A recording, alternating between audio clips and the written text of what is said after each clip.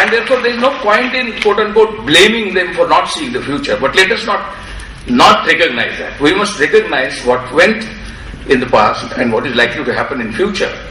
Who could have, for instance, most people today, when they talk of terrorism, they talk of jihadi terrorism or the Islamic terrorism. Most people here in this room have completely forgotten that the very idea of terrorism, the very idea of modern terrorism came to India not through Islam and not through jihad but through so-called Sikh terrorism. That was in 1980, between 1980 and 1984. Most people forget, most people refuse to even note the fact. Many human rights activists also don't mention this fact, that between 1980 and 1984, as many as 50,000 to 80,000 Sikhs primarily were killed in Punjab villages, and they were killed by whom? They were killed by Sikhs. Sikh farmers were killed. Many intelligence officials in Punjab say that many of those murders, many of those massacres took place in Punjab villages. Nobody wants to talk about them. Nobody wants to speak about them.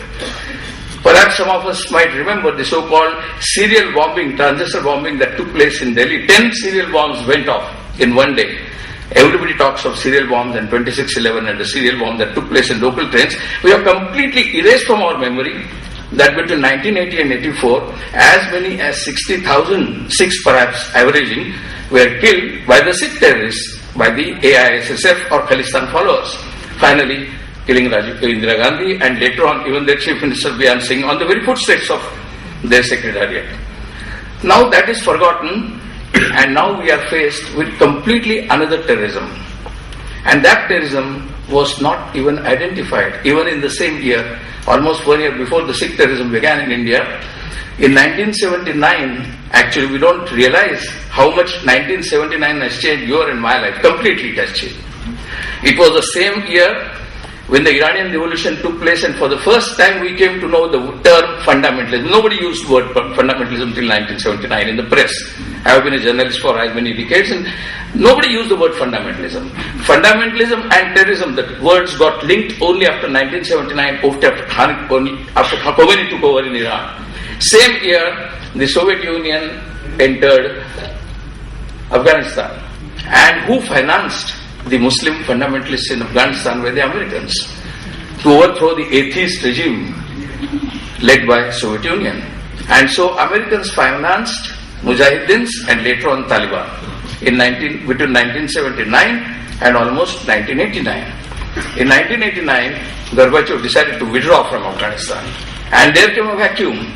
In that vacuum between 1989 and 1992, Taliban was born, and Taliban overthrew Mujahideens, and Taliban took over, and today we are wondering whether next year, when Americans get out of Afghanistan, we will be overrun by Talibanis. When we talk of tomorrow, what tomorrow are we talking about? Are we sure that when I am talking here, when you are sitting here, some terrorist plot is not taking place somewhere nearby or somewhere distant far, or any part of India which will change? In one day, the politics could change. There was recently a debate, a conference in which ex-army chief of Pakistan participated and ex-army chief of India participated. And it was a very sort of closed-door meeting. It was not open for me. Armed by Pakistan or not, as you must have seen or read the papers, that more people have died in Pakistan of Talibani attacks than all the terrorist attacks in India. In last just 2 years, more people in Pakistan have died because of the terrorist attacks from them. So it is not a question of, let me tell you, India or India's future. We are globalized. We are completely globalized. And not only through Facebooks and Googles, we are globalized by arms and drugs. And it is not a question of future of India. We cannot de-link future of India from the rest of the globe. The Indian future is directly linked with what is going to happen in China, what is going to happen to India, what is going to happen to America, what is going to happen in Afghanistan, what is going to happen to Russia, Britain, everywhere, Europe.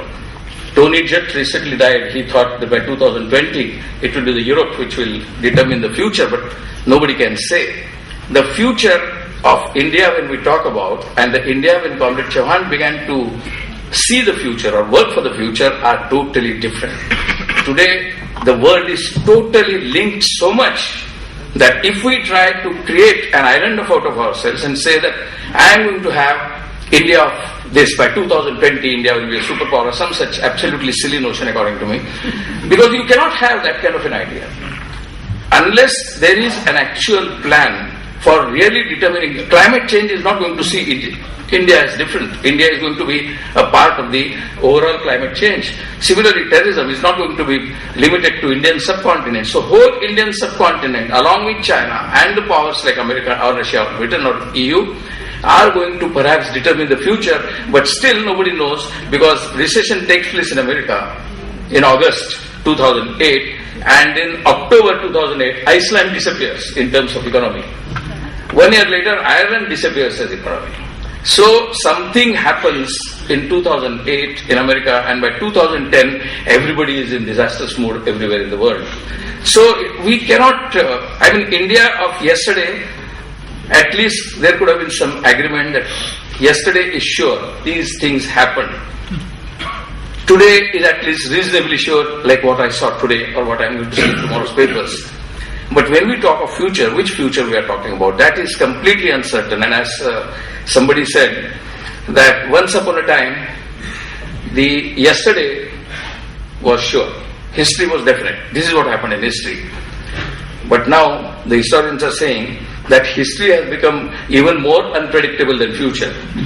Because the way we are interpreting history and the way we are researching history has actually made history unpredictable, and because of history becoming unpredictable, today has become unpredictable and tomorrow has become, I don't want to terrorize you on a good evening, which is a celebration of Ivich's birthday, but let us not forget that it is not a question of terrorizing anybody, but it's just a question of realizing that the references to yesterday have a great value, but if we don't stop, or if we don't know where to stop using those references, then we are likely to be in complete turmoil, intellectual and ideological turmoil.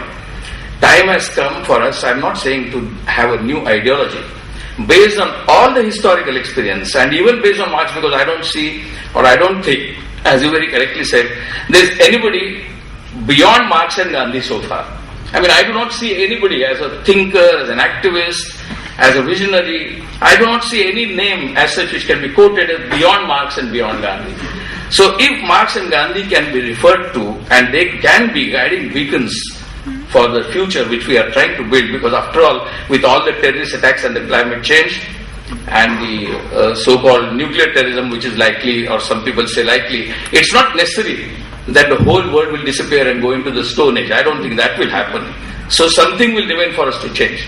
So since something will remain to be changed, if we start changing, realizing that what has not changed, what has changed, and what we missed has changed, and if we do not realize that this was there, we ignore.